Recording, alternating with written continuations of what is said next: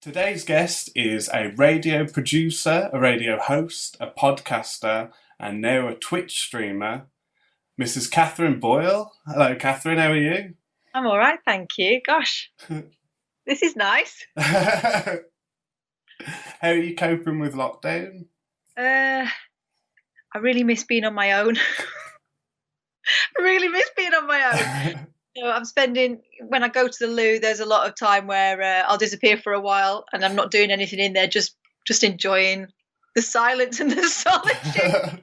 Knocks on the door, or the cat puts her paws under the door. The cat has now discovered that that's where I go to hide as well, so there's really no escape. But yeah, I'm all right. It's been strange for everybody, I suppose, and I've spent lots of quality time with my kids. And you've been flexing your art muscles during lockdown, haven't you, as well? That shows just how bored I got, actually, because I haven't painted since I was a student in Paris and too poor to do anything fun. So I bought myself some paints, and it was just something I could do for free in this little garret that I used to live in. So I haven't done it for ages, and yeah, that was a bit of a surprise. It's interesting the way the mojo for painting has come and gone. Over the time when things started to get rocky at work and stuff, just didn't feel like painting. And then there was other days where it was one after the other. So it's the strangest thing. Yeah, it's an interesting thing with that. It's like the creative hobbies almost, where they are great to sort of dive into when you need them, but then at least you can pop them to one side when you're not banking on them or anything, No, and that's lovely. And the fact that I was really surprised when people were saying, "Oh, where can we buy them?" It's like, what? It's me messing about, but people have been. It's been quite cool. Yeah, that must be cool to see people like drinking out of mugs with your paintings. No. During your time at Talk Radio, you went from being a producer to sort of being an on-air producer to being like a full-blown host of the show. Yeah. But that wasn't your first time sort of on air, was it? You've been on air before any of that? Yeah. So I started out as a reporter, trained as a journalist, started out as a reporter on local radio. Hang on a second. No. My daughter's putting signs up. Can I have a biscuit? Like, no, you can hang on. So I started off as a reporter. And there was a fateful Thursday when my boss at the time, Mark Norman, said, "What are you doing on the Sunday?" And I went, "Nothing." This was kind of pre-kids. Nothing. Right, I need you to present the gardening show. I sort of went, well, I haven't got a garden. I don't know how to run the desk. I've never presented a show before. And he said, "Well, it's Thursday. You've got till Sunday." So I was given a really quick go on the big old wooden BBC desks. And I did it on the Thursday, and it kind of unlocked a whole other thing. And, probably listening back to it now, it was probably awful, but it felt right, And so I started off with that, doing this gardening show, despite the fact I didn't have a garden. And I kind of realised, actually, the way around it was to sort of kind of get rid of all the old fart gardeners who'd been there for ages. And some of them, were pretty... Their knees were firmly under the table. I remember one of them telling me to cut short and stuff. And I was like, mate, this is my show. So I ended up getting a load of different gardeners in who were funny, and we would just have a laugh. And it was sort of the good side of Top Gear in a gardening show, in the fact that it was kind of the ongoing saga of us getting to know each other and having a laugh. And there just happened to be sort of gardening things in between. And then from that, I did the drive time show, and I produced that and presented it. So fixing the guests and then pretending to be surprised when I actually spoke to them and interviewed them properly with the mic on, 2 hours later. I did breakfast as a presenter. And then I started working a little bit on the side with this guy who did an afternoon show, Ronnie Barber. And his show was completely different from anything I'd ever heard on local radio, in that it was like a topical comedy show with sketches and skits. And so I started writing sketches for him, and I started doing a lot of the female voices for him and stuff. And in the end, I left the breakfast show, which I was double heading with someone who didn't really want to do it with me. It was quite obvious. And went to work with Ronnie, and people thought I was nuts because, you're supposed to all be clamouring for the breakfast show. But I could see that there was something else with Ronnie, and it was more fun. And I kind of realised I was going to get paid the same anyway. I might as well have a laugh. So that's what I did for a while. And then I had kids. And then I came back and they wanted me, they got rid of Ronnie and they wanted me to do something more traditional. And I said I didn't fancy it because I'd kind of tried my best to get away from that. And so they made me produce The Next Guy, and I saw it as a punishment. And I think it kind of was, for not doing as I was told. And then I said, you know what, I'd rather read the news. And it wasn't to do with this particular person. But it was just, I didn't want to do it. I didn't want to do it. I had my own ideas about what I liked in radio, and it felt like I was back where I started. So I started reading the news, and at least that way I could control it and, you know, think about what I was going to do next, because maybe that was it for radio, maybe I was going to give it up. And then they got a new breakfast show presenter in, certain Ian Lee, and one of the first conversations we ever had was, well, let's not do banter, it's crap. You just do your bit and I'll do my bit. And it's like, yeah, groovy. I just want to come in and do my work. And I'd kind of fallen out of love with the whole thing anyway. So that was the agreement, but it didn't really last that way. I spent maybe a year and a half laughing over my computer because I was far enough away that I could see like his ongoing adventure in BBC local radio in a news program, and we'd have a laugh, and you know, he'd vent a little bit about stuff that wasn't going well for him, and I would suggest maybe ways of getting around it, and he'd say, why don't you produce me? I went, nah, I don't fancy it, never gonna happen. 2 producers later I said, all right then, I'll have a go. And then weirdness ensued. You know, my life went in a completely different direction, and I certainly was not going to be leaving radio anytime soon. So I thought, until like 2 weeks ago. And that's kind of how it happened. But I've been sort of around and around, and I think I was considered a safe pair of hands. I was BBC staff, so I was never quite considered on the same level as the presenters that they'd hired in. You know, they'd kind of grown me from within. And I think in a way they took me for granted. Yeah. Because I could do it, you know, and I might have been better off going out and coming back in again. But, you know, life happens and children happen, and you're sort of busy concentrating on making sure you can be there for them when they're babies and stuff, and a BBC staff job is handy. And so, you know, I just kind of lost track of my ambition for a while, I think. And then Ian came along and things started happening, and I started reticently, and he'll tell you this, to sort of say yes to stuff. We were invited to talk at some like big media conference in Salford. Well, he was invited, and he said, I'll only do it if Kath goes on the stage with me. And I'm like, whoa, no, they don't want to hear what I've got to say. But we did it, and it was a laugh, and I felt braver because it wasn't just me, and people loved it. And we got like flipping consulting jobs out of it. That was the weirdest thing. People asking us to go to, we went to Bratislava to teach this Slovakian radio show, how to do phone-in radio. It was the weirdest thing. But, you know, stuff started to happen because I started to say yes. Yeah. Whereas before I'd have waited until I felt, oh, I'm not qualified to do that. What do I know? But it turns out, you know, having been around the circuit a few times at that particular radio station, I'd accumulated a little bit of stuff, you know. Yeah, I think it's interesting because you say like that you'd sort of fallen out of love with it. And I know Ian had a similar thing going to 3 Counties in the first place, was he felt it was a step down. But then it's like you found each other, and it's like this amazing, you know, bit of alchemy that you paired coming together. But it sounds like you've always had that sort of rebellious streak. You know, you were given a gardening show, but you put your twist on it, and now you're still doing that now, and that's great. Looking back, it seems clear, that pattern.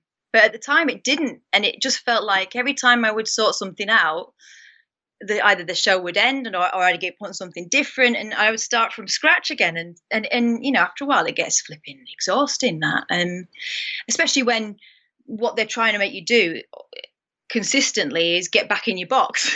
I was like, well, I was never kind of, I was encouraged by a couple of people, but I always got the overwhelming feeling that people didn't know quite what I was, because I did everything, a one-woman band. Yeah. You know, what was I for? She's obviously creative, but what can we do with her? you know, and some people in authority just didn't know what to do with me. So, you know, stick her on the shelf and work it out later, you know. Yeah.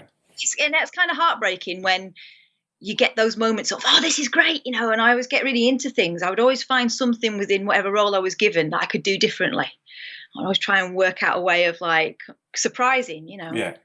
Even when we did the news, you know, I would try and make it something a bit different, and they could tell it was not because I wanted them to know, oh, it's me, Yeah. but because I wanted to amuse myself more than anything, you know. And I think there's nothing worse than listening to someone on the radio who's bloody bored, and I didn't want to be that person. Yeah. I think it's always, you know, like you enjoy something more if you can like feel that the person doing it's enjoying doing it. You know, if someone sounds bored, you go, oh well, I'm just bored as well. You know, and it could have been a cushy job, and I could have sat back into it and just given up. We all know people that do that, yeah. But that would have killed me. I think that would have killed my soul. And then you moved to talk radio. And yeah. Were you given sort of free rein to do what you wanted at Talk Radio? Because some of those shows that you and Ian put together were just spectacular, you know, the fireworks on the roof and... Oh my God. They only found out about that about 2 months later. The boss's secretary came up to me and she went, weird question. You set fireworks off on the roof, did you? And I went, yeah, we did. But by the way, thanks for listening. Turns out we could actually like make explosions. No one would notice. I mean, that was one of the beautiful things about being in that corner of the schedule is that, you know, everyone's asleep. And yeah, when we first went there, that was the idea. I remember going in and our boss giving us this kind of rousing locker room speech about, oh, we were going to go out there and show them and, you know, radio get ready for us because we were doing something completely different. We were encouraged to be cheeky and different. Just do it. And if you go too far, I'll let you know, is what we were told. And that was the vibe, you know. We were encouraged to take the mickey out of each other. We were encouraged to push boundaries because they were trying to make a name for themselves. But you know, it by the time I left, it wasn't that station anymore. Yeah. And it didn't have that attitude, and you know, they had a different vision for what they wanted the sound to be, and you know, it wasn't us. You made the decision to leave, didn't you? So were you given another host after Ian's contract wasn't renewed? Or? Well, it was all very. I was told, you know, don't worry about it. We just, you know, obviously it's weird times, and we'll just ride it out. And I was going to stay as far as I knew, and everything was very short term. And it was made quite clear everything was temporary. But I was going to stay in that slot and produce a straight news program that wouldn't necessarily be phoning. You know, as it kind of became clearer that they weren't really interested in callers anymore so much as getting people on and having debates and you know, and it felt kind of like the shows I produced when I was in local radio. You get a list of people to talk to, and you phone them up and you put them on, and that's the end of it. It wasn't said that I would never be on air again, but it was felt that I shouldn't be so much of a presence. And actually, when I spoke to the guy who took over, I said, you know what, I think for the first week or so when I do come back, and I took 2 weeks off to think about it, and Talk Radio were good about letting me, because I think they realised what upheaval and what a kind of shock it was. And we were heartbroken because we loved that. It wasn't just a job, it was our baby. I said, when I come back, you know, maybe I shouldn't, because the listeners will ring up and want to talk to me, and it's your show now, and I don't think it's fair to you. So I wasn't going to speak, at least in the short term. I just thought I can't, and you know, my heart was broken. I didn't want to do it. Yeah. Honestly, I felt like I was letting the side down by staying, but I only had enough savings really for a month or so. And who's going to hire me during this? And it's so uncertain. And so, you know, and I was calling up contacts in the meantime while I was having this time off to think, to sort of work out what my options were, and they were slim. And all of it would have involved compromise, and I was prepared to go back and work in a newsroom. You know, I was prepared to do that. And I would have made it good. I would have made it good. But it broke my heart to think that I was going back again, you know. Yeah, started all over again. Yeah. You know, like you say, you probably make it your own, whatever it was. Yeah. But it still started at stage one again, yeah. It felt like such a waste. It felt like such a waste. I was having to explain to people what I did, and you could again hear people not getting it. And I was having conversations with people, very, you know, well-meaning people putting me in the direction of, you know, producers at the BBC nationally and stuff. And you could just tell I was having conversations that I'd had with people trying to get into the industry. And I'm thinking, God, I'm 43 this year, and it's counted for nothing. It's counted for nothing. You know, I think that we're very niche. People that know us, but how on earth do I explain what I've been doing for the past 7 years to someone else, you know, who heard it, you know? And it was kind of looking like I was going to have to stay. I was going to have to grin and bank it.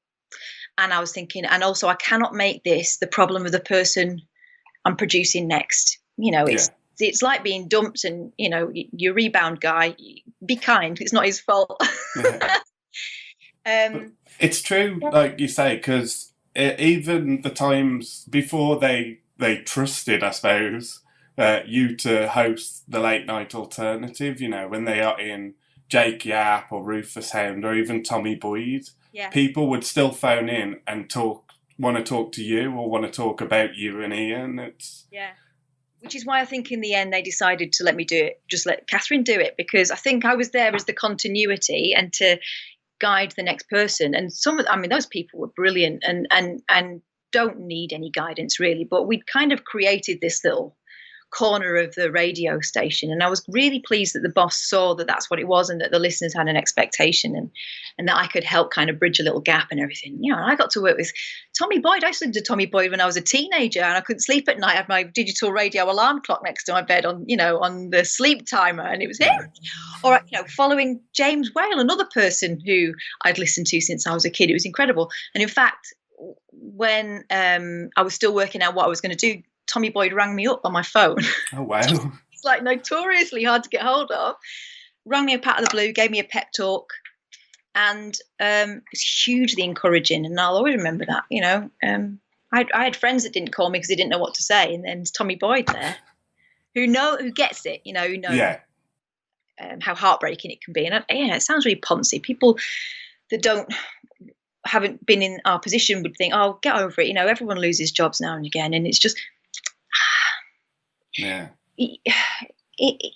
in a certain way we do radio, you're building up a relationship with the listener. It's not like doing a job.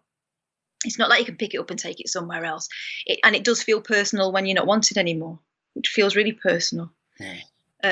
So he was brilliant. But what was I saying? Producing for someone else, once they'd got a new host in after Ian had left, producing that person, and not feeling it. I didn't think it was fair. I didn't think I was being fair because I wasn't into it. And also, I couldn't.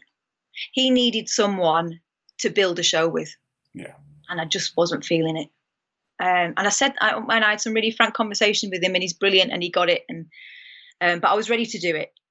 I kind of built myself up to go back. And then I was on the Monday when I was due to do the first show back, I got a phone call from Ian saying, oh, terrible news, you're going to have to quit your job. He actually did the Simon Cowell on me. It was horrible. I did swear quite a bit. And there were tears, and it was relief. And then I thought, right, what do? Do I do the classic, bye-bye, so long? Or I felt like I should do the decent thing. And I did the last show. As I said I would. You know, they give me 2 weeks off to think about it. Well, I'm going to go, by the way, you know, with hours to go, I ain't doing it. So I did it. And I was thinking in my mind, do I carry on working until the next thing starts? But after doing the first one, I thought, nah, do you know what? It's not fair. It's not fair on him. And I don't have to do it. I can hang on. You know, I can hang on. You know, and money will be tight for a few weeks, but actually it'll do my head some good just not having to work for a while. I haven't had that much time off for years. Not since I had the kids, I don't think. And that doesn't really qualify as time off, does it? Because they are quite, they're quite needy. the times that you keep as well, with like obviously the show being late at night and having to drive into London and stuff. I imagine that's eating up all of your week evenings, isn't it? Pretty much. Yeah. Because we would go in a bit earlier, we weren't kind of show and go. We'd go in a bit earlier and we'd eat together, whether that meant, taking some sandwiches in or, occasionally we'd treat ourselves and actually eat in London. My God, you're talking to someone who's been working in Luton / Dunstable for most of their life. It was great. And I do miss that. I do miss driving in. And it's just, a very beautiful part of London. And it felt like I was doing something incredible, and being able to sometimes get in a bit earlier and like go for a walk. And I was a kid who went on a weekend holiday to London, never mind working there all the time. So we would do that, and the commute I think had its benefits too, in that again I had a bit of time to myself. I would listen to podcasts. I love Keith and the Girl, who we kind of got introduced to when we went over and did the show in New York, and they invited us on their podcast, and I was really surprised they wanted to talk to me as well. But that relationship has lasted, and I listen to them all the time, and they are like incredibly honest and raw on air, and I find that really inspirational. And also the fact that Keith and Hemdra are 50-50, and there's no kind of the traditional woman sort of sitting back and giving way to the guy, So she certainly doesn't give way. She's brilliant. But I love them, and there are various other podcasts I've dipped in and out over the years. But Keith and the Girl have been the constant, because it's just like the saga of their lives. You hear everything, so I kind of miss that, the hour and a half, 2 hours in and out, and being able to sort of properly listen. But I'll be all right.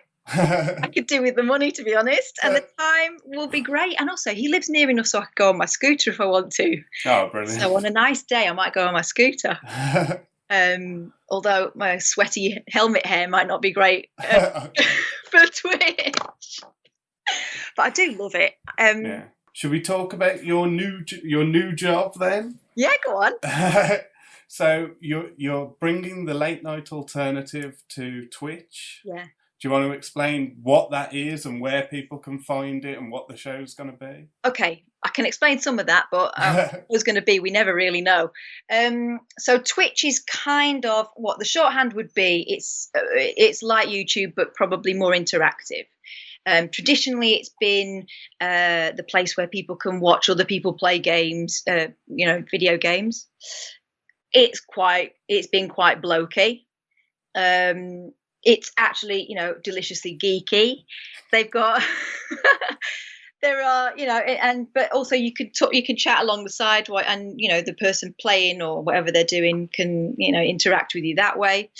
But what they're trying to do is sort of branch out. It's owned by Amazon. They've got big plans for it. They're talking about investing more in sort of screening live sports and more entertainment and stuff.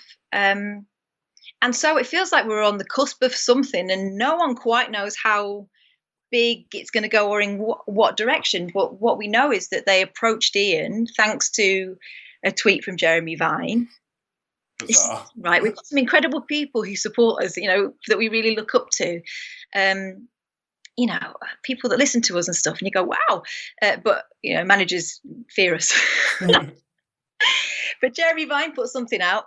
Farhan from Twitch saw it. He's in charge of trying to sort of broaden the paint palette that they're offering.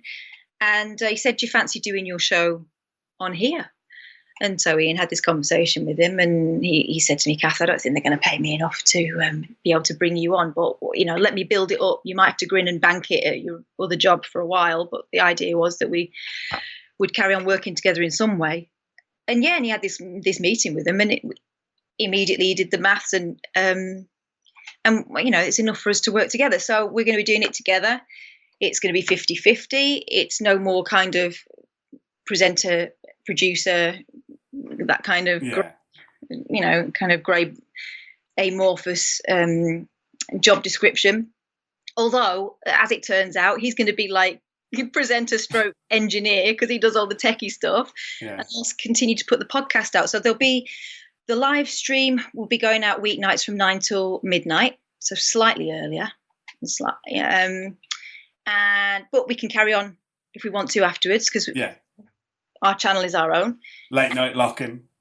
Yeah, we can have it again, which is what it was brilliant. I mean, that just shows what a playground we had in the early days of talk radio, where there was no one live after us. They would go to what's it called, our sister station, and just join forces with them, because they weren't going to have anyone live after that. But we were allowed to carry on if we wanted to, and if the conversation was good and we felt like we wanted to, we would. I think we once went on for nearly 2 hours, but anyway, not necessarily a great thing for the listener.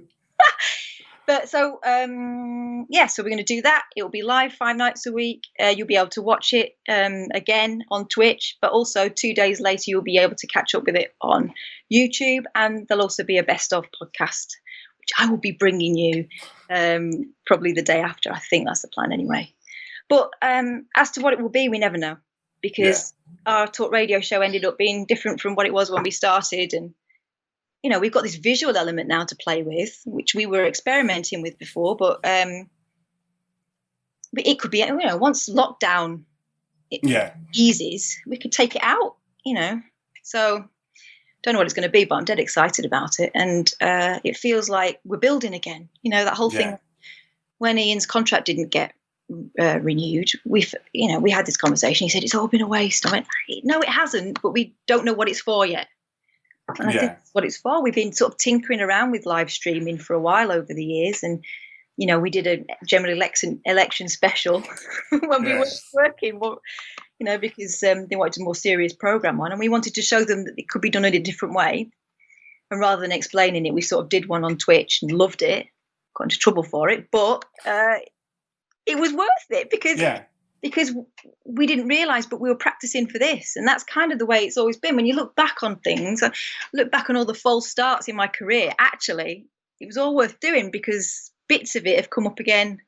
Yeah. Oh, I'm excited. Even as as basic as the periscopes, just having Ian's phone in the studio periscoping is a precursor to what you're going to be doing now, isn't it? Yeah. And people love that, watching it on the YouTube or watching it on Periscope. So it's like, this is what lots of people have been asking you to do anyway, is like, do the radio show, but where we can watch it. Yeah. And I've seen a load of comments, even in the sort of last few months, comments from people saying, oh, it's so much different when you can see their faces. Oh, it's so, because, there is, because I used to produce him on air, there's a lot of eye contact and there's a lot of expression. And so, I think it does add something to it. I think people get a kick out of it, and I certainly love it. I had a little dip in the other day to sort of see what it looked like from a punter's perspective, and I ended up there for sort of 40 minutes going, this is really good. Normally I can't bear listening to myself, but it's just the whole thing of, and the fact that the doors are open now to people from all over the world is incredible. We do a good show at Talk Radio, and Ian would come off air and go, God, imagine if people knew we were here. Because it was limited. Yeah, it was really limited as to who knew about Talk Radio. I'd have to explain it for the most part when I met people. Oh, where'd you work? Well, Talk Sport. No, not quite. You know what I mean? It was still not very well known. Thankfully, when he did The Jungle, it got a little bit better. We got a lot of listeners, but otherwise, there was no advertising. So, but this is completely different. And Twitch have been really proactive in sort of finding people for us to talk to. We've had conversations with The Guardian, Metro, and The Eye, and I think there's another few in the pipeline. But they trust us to talk. They don't sort of stand behind us with clipboards, It's more press in the last 2 weeks than you ever had at Talk Radio, really. In the past, both at Talk Radio and BBC Three Counties Radio, we were dissuaded from talking to the press. We were told we couldn't. I did something completely different. My agent got me got in contact and said that ITV News wanted to talk to someone about working nights and what it did to your health and your sort of social life and stuff. And could they film at the radio station and, be great publicity for the station? They wouldn't let us do it. They wouldn't let us film it wasn't even about them. They wouldn't let us film in the building. They wouldn't let us face the building. I wasn't even going to mention work. How ridiculous. Well, they must have thought, I just assumed that we would. I don't know what. I don't know what. What am I going to say? This is an awful place. I loved it at that point, and the building looked smart. It would have been great to show it off. And then it just makes you feel like you're not trusted. It just adds. It's like a little drip, drip, drip, isn't it? Of all right, okay. So you're not proud of us, and you don't trust us to not drop you in it. Great, thanks very much, guys. But we go on the radio for 3 hours a night and say whatever we want. And won multiple awards doing it. I've taken up enough of your time as it is, and I'm sure your kids are getting tired of being quiet. So they're little cyber bubbles, these two. I'm going to find it difficult to unplug them. So I'll leave you with the question that I ask everyone I'm lucky enough to chat to. Hopefully you're prepared for this question in a way that most people aren't. This is a question I ask everyone I'm lucky enough to interview. Some of the answers we've had so far are Steve Guttenberg, Ricky Gervais, Robert Smith, Matt Lucas. Mm-hmm. Who is the most famous person you've sent a text message to? Oh, I've got a good one. Oh. I've got a really good one as of like a couple of weeks ago. Rose McGowan. Oh, okay. Wow. Rose McGowan. She's incredible. I was put in contact with her for something else. Yeah. And we seem to have struck up a little bit of a friendship. I mean, she's an extraordinary person. Yeah. She sent me pictures of her dog and stuff. So I think I think we're actually best mates. I think so. Yeah, that counts. Rose McGowan. Wow. Yeah, she's very cool. Excellent. And so it's twitch.tv/Iain Lee. Yeah. When people from 9:00 weeknights. Yeah, 9:00 weeknights on Twitch. But Google us, we're going to be all over the place. Yes. We're taking over. So I can't wait. Excellent. I can't wait either. I'm really excited to listen to it. Oh, thanks, Mark. You always been down with us. Thank you so much for your time, Katherine. Absolute pleasure. It flew by. Thanks so much, Mark. You take care of yourself.